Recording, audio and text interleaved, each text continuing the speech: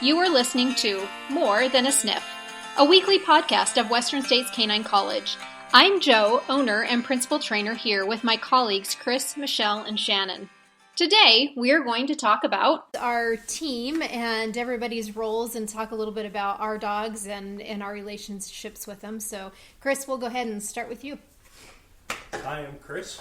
I am the resident photographer. I started the business with Joe back in 2006 or 8. I honestly can't remember the year in which we started, but I remember it was May. And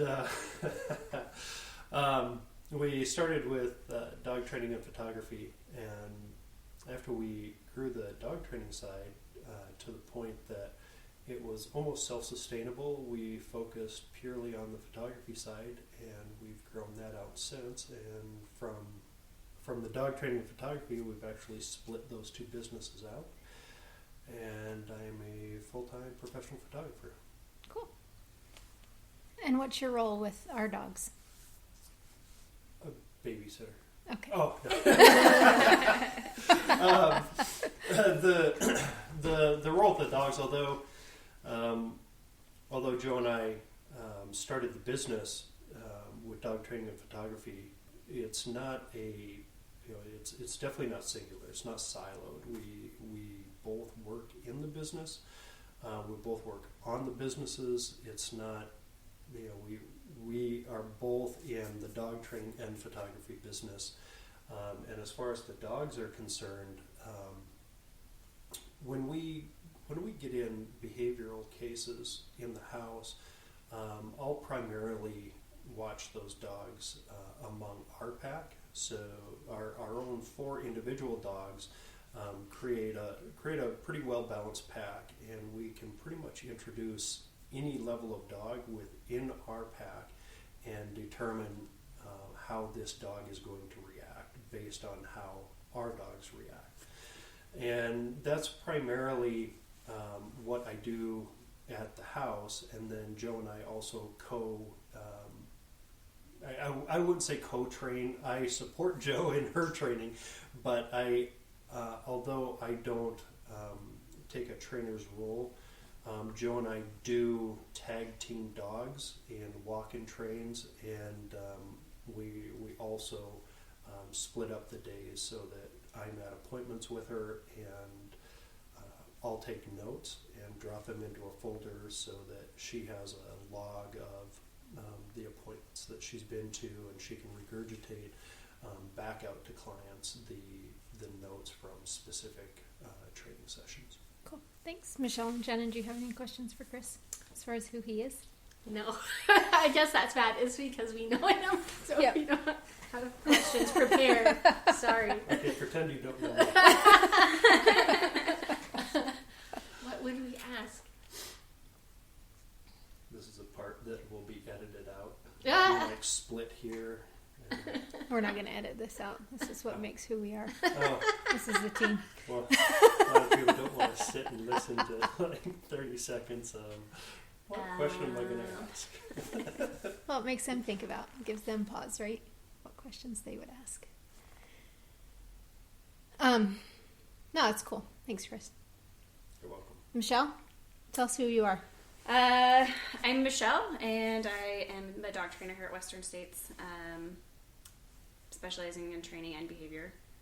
I've been working for Joe now for about 3 years. I met Joe 8 years ago with my own dog having behavioral issues, and it worked really well. He's a perfect little pack member now, but that started my journey in behavior and why he was doing what he was doing, and wanting to learn more and more about that. So, did you say 8 years ago? Yeah. Wow. Almost 9, but yeah, Rambo's 9. So 9, yeah. Wow. So. Wow. Yeah. It's hard for me. Oh my gosh. Yeah. And then a few years ago, I came to Joe, and I was ready to definitely take the leap and start actually doing training with other people and working their dogs. And I started out doing more like office work and stuff like that, and just gradually have taken on my own clients and walk-in trains and boarding at my house and and all that stuff. I personally have 3 dogs. Rambo is the one that we started out with Joe 8 years ago. He's a Papillon, and he definitely had some issues when he was younger, but he's really good now. And then a few months after we got him, we got our Cavalier Prudence. And I think bringing her into the pack with Rambo already having issues was why we actually had to call Joe, because having 2 dogs that were like feeding off each other it just wasn't working. But and then a few years after that, we contacted Joe because we wanted a big dog, and we wanted help on how to do that and going about it the right way instead of just going and getting a random dog. And so we got Murphy, and he's a Briard, and that started my training into the obedience rally world of dog training, which is a lot of fun, competing with him. And I think that's made him out to be a really amazing dog. Tell us about owning a Papillon. Owning a Papillon? Yeah. So Papillons are supposed to be he is extremely smart, but they're really, really smart, and they're supposed to be really, really sweet and love everybody and everything. Rambo was not that. He definitely had insecurities. Looking back now, he was an extremely insecure dog and didn't trust us to take care of him. So we definitely did a lot of trust type things to get him to be able to trust us, to be able to trust him around for him to trust us to not let other things and other people hurt him, so he does not have to hurt them. But since then, I mean, owning a Papillon is great. He's fun. He's energetic. He does only weigh 8 pounds, so he's small. We can pack him anywhere. What advice would you give somebody who's wanting a Papillon? Of sorts. What would be like the aha of this is what you should know about owning a Papillon? I mean, really, they're small. He has broken a few bones. Well, he's only broken 1 bone, but he's definitely they're fragile. So if you live a really rough lifestyle or have young kids, I would never suggest that breed. But other than that, he's really intelligent. They're really smart. Obedient stuff is amazing with them. You can pack him anywhere. He loves hiking. He loves all of that kind of outdoorsy stuff, but in a small package, which is awesome. So don't get a Papillon thinking you're getting a purse dog. Absolutely not. No, definitely not. They're definitely not a purse dog. Like I said, they're fragile, so you have to be careful with them, but definitely not.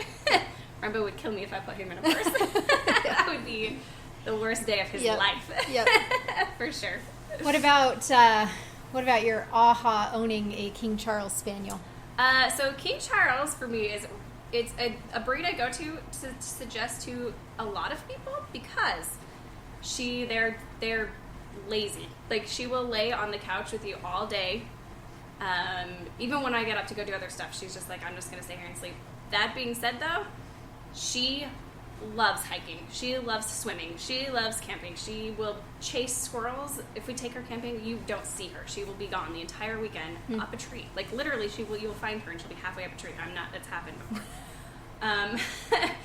That being said, though, they have huge health issues. It's very heartbreaking what is going on with that breed for sure. They're heart problems and all sorts of other stuff. So if you get one, definitely have money for medical bills. But other than that, they're definitely not as trainable and stuff like that as a Papillon. They're definitely lazier, but they're easy dogs for first-time dog people. Yeah, I think the funniest thing with Prudence when she stays with us is that she's on top of things and you're not sure how she gets there. Oh yeah, you wouldn't think she's agile. Yeah, she is somehow. Yeah. On top of the table, but there's no way for her to climb up there. She would have to have jumped. So the nice thing with people with kids, though, is she's definitely a smaller dog, but she's much sturdier than say a Papillon. Much sturdier. Yeah. Their bones are much thicker, so they're really great with kids. Cool. And the Briard. Briards, okay. Everybody sees them and thinks they're really cool, and it kind of gives them beautiful a thought dogs. Of maybe I should get one. Or don't do it. No. Murphy is not only just I went into an approach that he's definitely a family member and a dog, but I also went in with him as a hobby. Mm-hmm. which is something I think you have to do with a breed like that. He's really smart, but he has to have a job to do. They're not for everybody. He's tough. He really is, and they're weary of people. They don't love everybody. But the people they love, they adore. That's what I love about him, is that he does not like just anybody, but if he loves you, you know it. Yeah. And it's really amazing. They're very, very trainable and smart. Definitely herding dogs. They definitely have herding instincts for sure, so watch out for that. So it's probably awkward having that big of a dog and seeing him herd and maneuver around, that you wouldn't necessarily feel like they would be able to do. I think that's what throws people off with them. Yeah, for sure. And grooming requirements. Pain in the butt. All that fur has to be taken care of. It's beautiful, but it has to be taken care of. That's a full-time job on its own. Yep. So high maintenance grooming. Yep. Herding instincts. They have to be socialized. Have to be, because, like I said, they don't like just everybody. Yeah. So. Yeah. Great. But cool. In my opinion, he's the best dog in the world. So. Yeah. Yep. It's good. That's all that matters. Yep. Sure. It's good. Shannon, tell us who you are. I'm Shannon. I met Joe in 2007 when I was working at a veterinary office, and she would come in and train our clients' dogs and also our staff's dogs. So that's how I got introduced with Western States Canine College and the philosophy of dog training. I have a French Bulldog that I rescued, I guess, technically from while working at the veterinarian. The person who owned the mother dog didn't want the puppies that the dog was pregnant with, so they had a C-section and left the puppy with me and moved away. So I had him from the second that he was born, and it's really, really hard to raise a dog that's normal from a situation like that. So I would not recommend it for anyone that does not have professional help to do so. So, good. What's your role here at Western States? My official title, I guess, is project manager. Mm-hmm. So I oversee all of the areas of growth of the business. So whatever kind of projects that we're going forward with, I make sure they're all on schedule, and then I take whatever responsibilities that I need to make those projects go forward. Cool. Okay. And Louis is a what breed? French Bulldog. Yeah. Okay. And what would be your aha of owning a French Bulldog? He's not completely normal as other Frenchies, I guess, is yours categories, because his he didn't grow up learning dog skills the same way. But overall, aha of owning a Frenchie would be what? If somebody was interested in getting a Frenchie, what advice would you give? I would say realize that you are getting a bulldog. Mm-hmm. A Frenchie is a bulldog. Mm-hmm. They're small, but they have all of the instincts that all other bull-type breeds have. Mm-hmm. So just be aware that in your training that you're going to have to deal with possessive tendency, mm-hmm. aggressive tendency, mm-hmm. and they're really, really cute, and everyone wants to be with them and kiss them and have them sit on their lap, and you have to train them to be able to handle other people wanting to do that with them all the time, because that's not a normal behavior for a dog, for people to come and kiss their face and things like that. Yeah. So you have to be aware that when you have a dog that brings that emotion of total strangers, mm-hmm. that you have to prepare them to be able to deal with that situation. Yeah. Yeah. Yeah, because we don't look at it from a dog's perspective. Other dogs licking other dogs' mouth is the same thing as us kissing, and some dogs get snapped at and others get a different treatment. So for sure teaching them that a normal dog behavior of snapping and at somebody's face isn't okay. Yeah. So I'm Joe, and I have 4 dogs, and our oldest